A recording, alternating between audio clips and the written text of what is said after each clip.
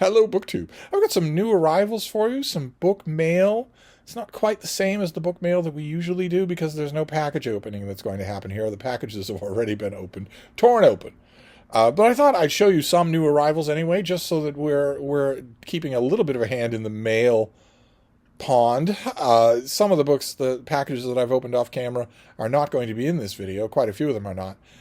Because they're either duplicates of stuff that we've seen or because they fall under the heading of what longtime viewers of this channel will know as food for thought, where the author of the book in question is insane, and the premise of their book is, before I get going with the book, I am assuming that you agree with my insanity. I'm assuming that you agree with me, that you are validating my insanity. I'm assuming that you want to do that because you surely want to be a good ally as opposed to being an enemy. I have deleted far too many mail hauls this year alone that just evolved into my foam-flecked rants about such books that I don't really want to run the risk anymore. So I have been opening lots of packages. Partly I've been doing it out of eagerness anyway, but partly it's been that. It's been preemptive to stop those rants from happening by simply not talking about the books that are premised on insanity. Once upon a time, I would have said, I honestly don't know what such authors are doing, but I did know. They're drunk on power. Once upon a time, they had all the power in the world. They could get an entire faculty to change its curriculum. They could get tenured professors fired. And at the time, when all that was in its heyday, I said, billion-dollar corporations and multi-billion-dollar endowed universities should not be knuckling under to a handful of blue-haired lunatics online. They should not be knuckling under to such people because the bulk of the people in society, the bulk of their shareholders, the bulk of their customers, the bulk of their students and their alumni don't agree with these 12 psychos on Twitter. They don't agree with them. They can see that what they're being asked to do is subscribe to personal lunacy. Basically, to call that if you call yourself, my Lord Bonaparte, everyone must call you my Lord Bonaparte. I cautioned years ago when this was at its peak that you really shouldn't be knuckling under to this because it's going to cause a backlash. And that backlash may go far, far to the extreme. And the far extreme of the alt-left is the alt-right. And America has now fallen to a fascist government. So my predictions weren't all that far off. People are being drummed out of institutions for not praising the dictator. They're being fired for not praising the dictator. Law firms that are worth more than the government are capitulating in advance to a dictator.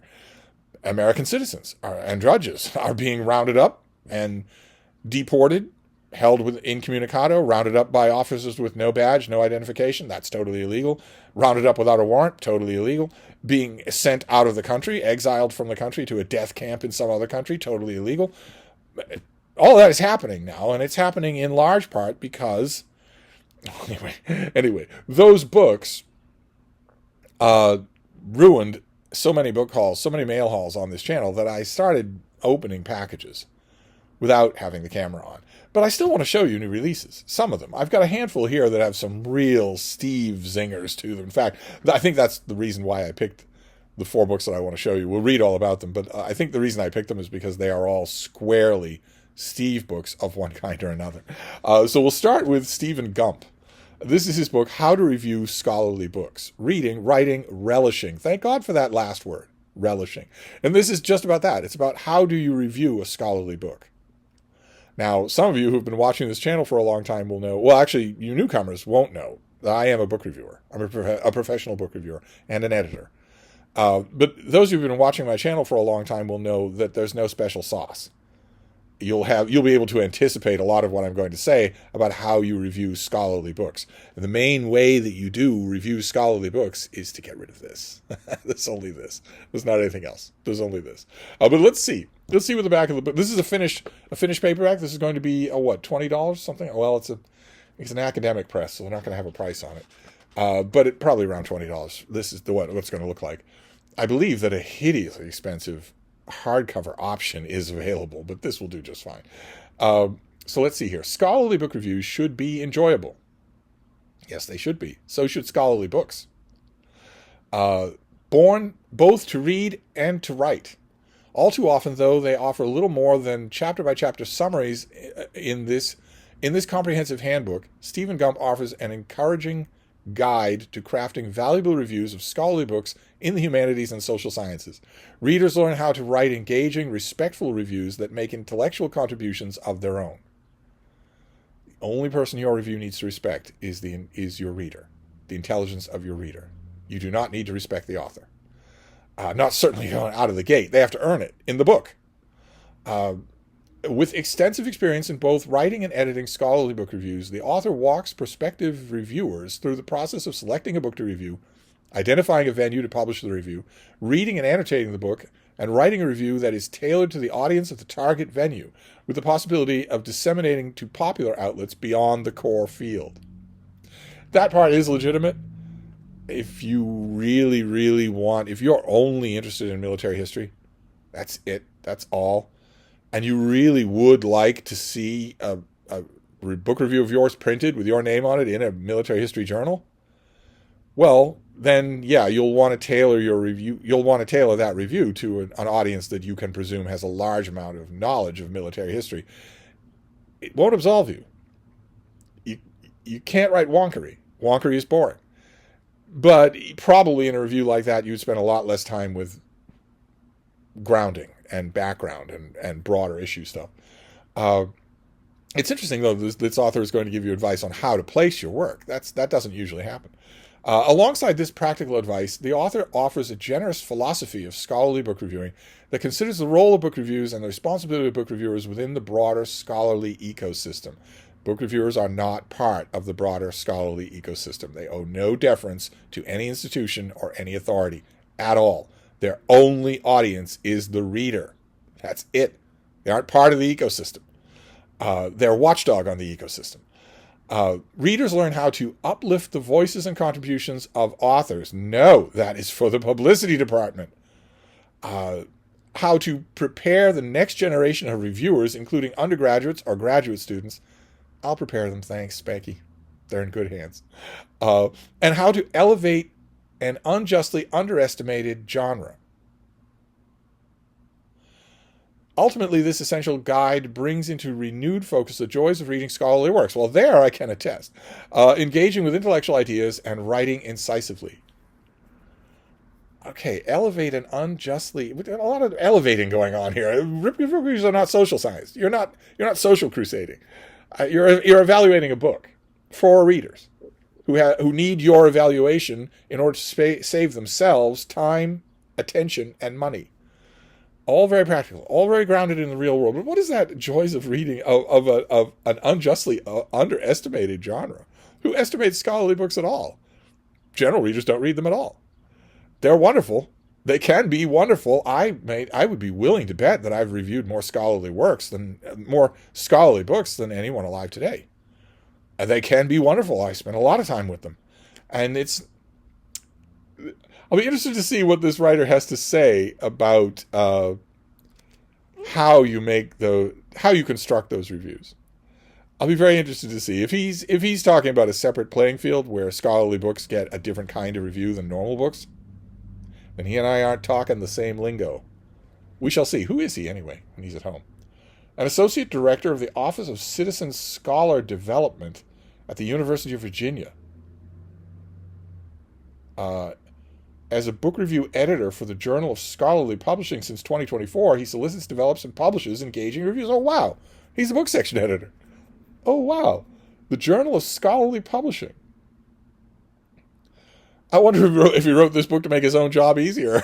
It's just hand people this book. Here's how you do it so that I don't have to reject you. Oh, wow. I'm going to have to check out the Journal of Scholarly Publishing. Interesting. Okay. Well, I don't know how interesting this will be to most of you. Most of you, I imagine, do not write book reviews, and even the ones who do aren't always going to tackle scholarly books.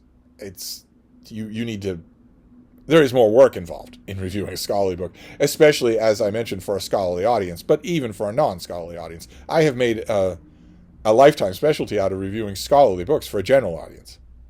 I've written hundreds and hundreds and hundreds, maybe thousands. You'd have to ask David Murphy. I've written lots and lots of that kind of review, where I take a scholarly work and review it for a general audience. And I have been contacted over the years by many an author of a scholarly work saying, I never expected to get a general review of my book. I am certain that the spike in sales that I'm seeing is coming from you, individually, you personally. I can't thank you enough. I write back to those authors and say, you don't need to thank me at all. If you hadn't done a good job, I would have said that too. You did. I'm thanking you. You gave me a good reading experience. But I'll be interested to see what this author does. So that's one new release. Probably that's out already. Then we have something. This is another Steve book. This comes out in November. The reason this is a Steve book is because of the author. This is Wild Fictions by Amitav Ghosh, I just love this author. He's never written anything that I didn't love. And this is a new collection of pieces. I think we've talked about this already. This book brings together the author's extraordinary writings on subjects that have obsessed him over the last 25 years. Literature and language, climate change and the environment, human lives, travels, and discoveries. Threaded throughout the collection are his reflections on the spaces that we inhabit and how we occupy them.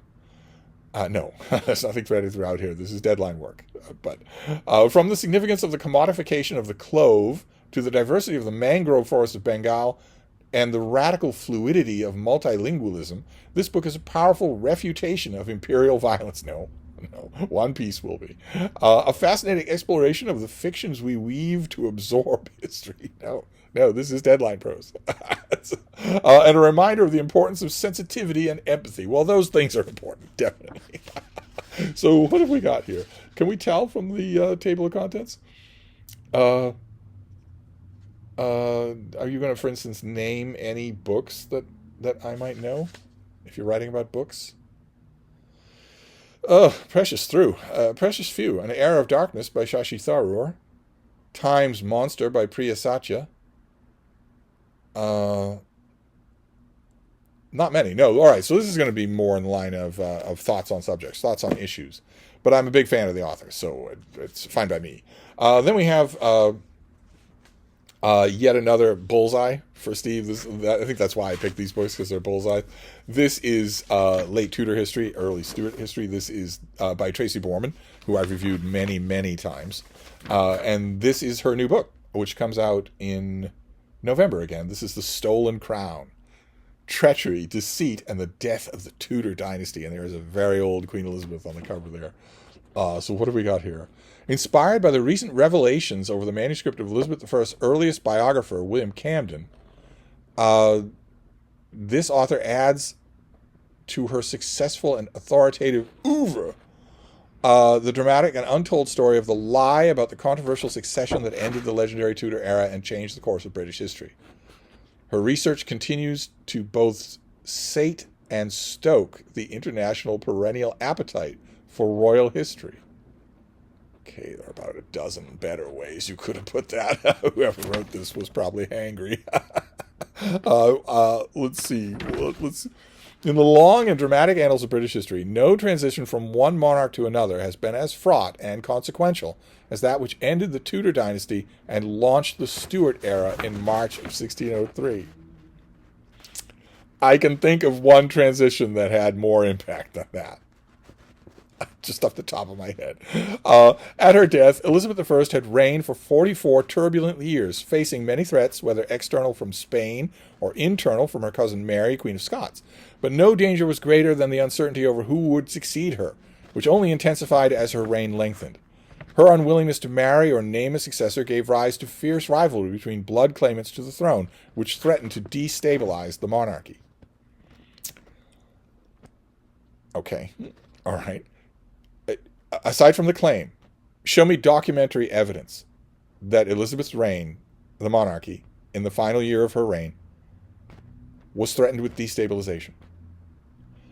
It's easy to say when one reign ends and another begins, especially when the new person is not what everybody predicted. It's easy to say that. Show me documentary evidence. What would evidence be of instability, of something that threatens the stability of the crown? Would it be money? Currency? The mint? Would it be armed forces and loyal barons? in border castles? Would it be your defenses against the outside world, the Navy? Surely it would have to be one of those things, or all of them, right? In order for something to threaten the stability of the crown, it would have to be those things. So show me documentary evidence that any of those things were destabilized. I don't know that you'll be able to do that. Maybe Tracy Borman is going to do that. As Tracy Borman reveals, according to Elizabeth's earliest biographer, William Camden, him again, jeez Louise, a blockhead. Don't tell me you're going to base the whole book on a blockhead. The Queen indicated on her deathbed that her cousin James VI of Scotland was her chosen heir. Well, who says so? And what do they mean by indicate? As far as I'm concerned, if you're handing over the crown of England, indicate should only be that you get up out of your deathbed and write it out on a piece of paper in front of witnesses. Not squeezing a hand or giving a sigh or rolling the eyes or anything like that. He became king soon after she died, and that endorsement has been accepted as fact for more than 4 centuries. However, recent analysis of Camden's original manuscript shows key passages were pasted over and rewritten to burnish James's legacy. The newly uncovered pages make clear that not only did Elizabeth's naming of James never happen, but also that James, uncertain he would ever gain the British throne, was even suspected of sending an assassin to London to kill the Queen. Had all this been known at the time, the English people, bitter enemies with Scotland for centuries, might well not have accepted James as their king, with unimagined ramifications. One of the foremost experts in the history of the British monarchy, Borman sheds rare new light on both the eternal subject of the Tudors and Elizabeth's historic reign, chronicling it through the lens of the various claimants who, over decades, sought the throne of the only English monarch not to make provision for her successor and skillfully managed to retain her power throughout.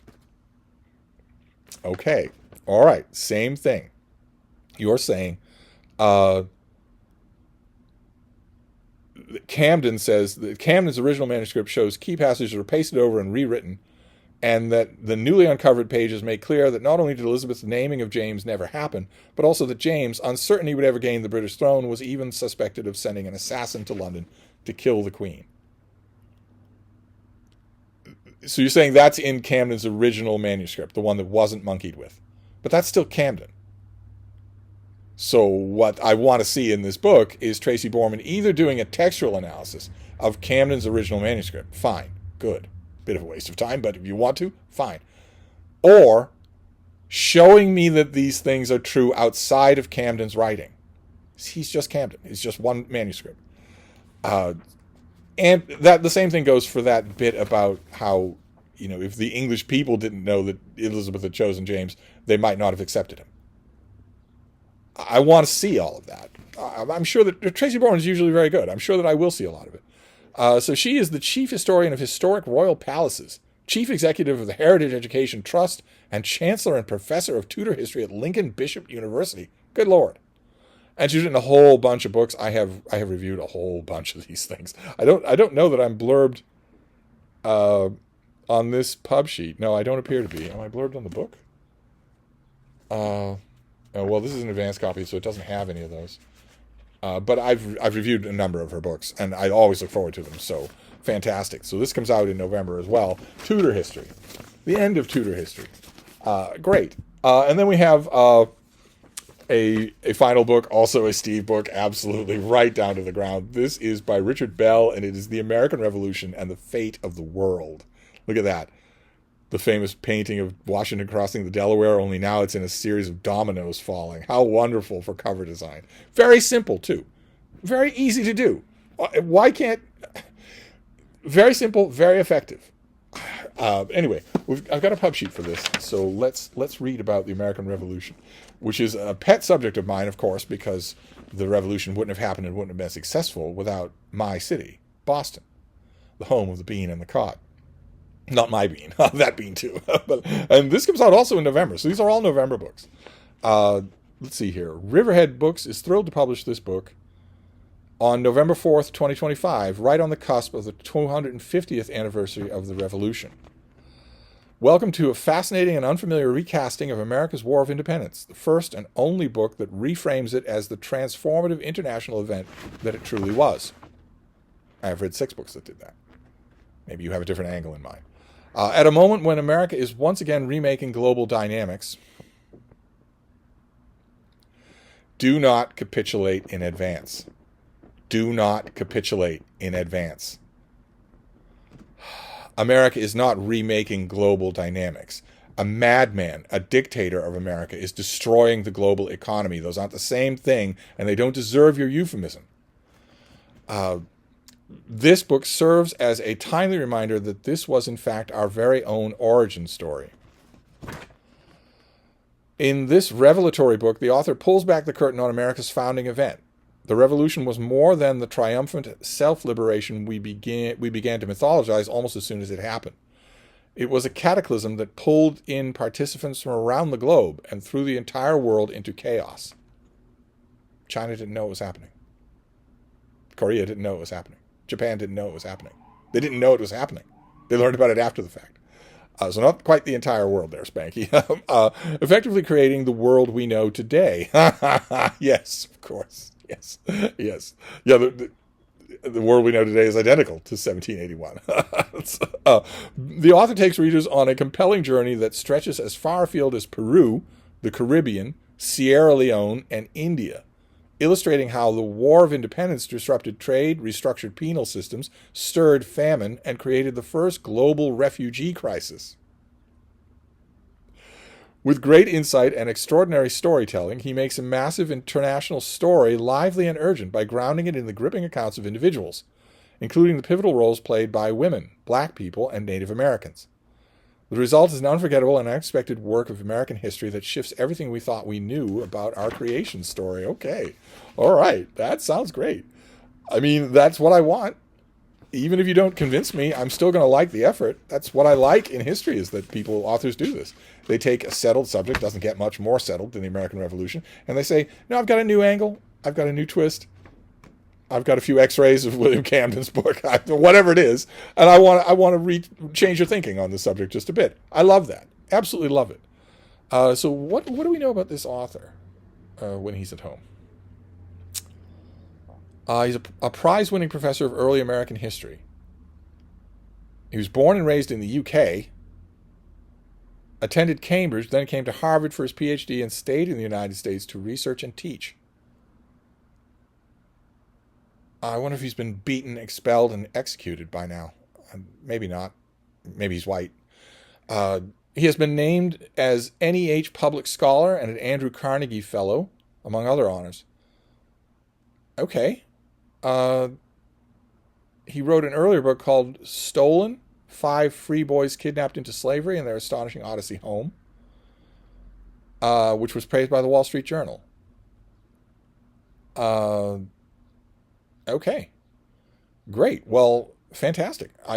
This is going to be a rabble-rousing history of the American Revolution. Fantastic. So in these 2 cases, actually 3 of these 4 cases, Amitabh Ghosh is on his own. I'm going to read it. I love his work anyway. I love him as a writer anyway. But all 3 of these things are people writing about subjects that Steve knows really, really well. Steve does not profess to know every subject really, really well. But the Tudor era, the American Revolution, and reviewing scholarly publications, Steve knows those really, really well. So that's going to be fascinating. This one I can read tonight. The others are all November releases, so they have a bit of time on their hands there before I get to them. But always fascinating to do. That's always fascinating to. Both sides of that coin are fascinating to me. I can either get a book on a subject about which I know almost nothing, or I can get a book on a subject where I know the subject really, really, really well. I really, really doubt that this author has read more about the American Revolution than I have. I really doubt that. Not that that matters. It's what you do with what you read, not how much you've read, but still. It's always interesting to go into a book and suddenly thinking that, this advanced copy will not have a bibliography, if it has one at all. Plenty of finished copies don't have bibliographies anymore anyway. But a glance at the books that he has consulted to write this book will let me know pretty clearly where we stand, with each other. Is this a conversation to people that he and I would consider our students? Or is it a conversation directly to me? Or in rare and wonderful circumstance, is it a conversation where he is talking down to me? in a directional sense rather than the insulting sense, where he knows the subject better than I do. Not one of those three disqualifies a book, but it's interesting to feel it out ahead of time. So anyway, there you go. Those are some new releases for you. Some interesting stuff to put on your calendar for November. Or if you are, for some reason, interested in reviewing scholarly books and a how-to by an editor who does that for a living, then there's this thing, how to review scholarly books. I'm interested in it, but I think it's the nichest of the four. But anyway, that is book mail for today. Let me know if this works for you. I think this might be the right way to do mail, is just to show you the books and talk about them rather than opening packages on camera and being maybe unpleasantly surprised. Anyway, I'll work it out. Maybe I'm just gun shy because of a few bad experiences. But anyway, I'll wrap this up and we'll be back next time. Thank you, BookTube.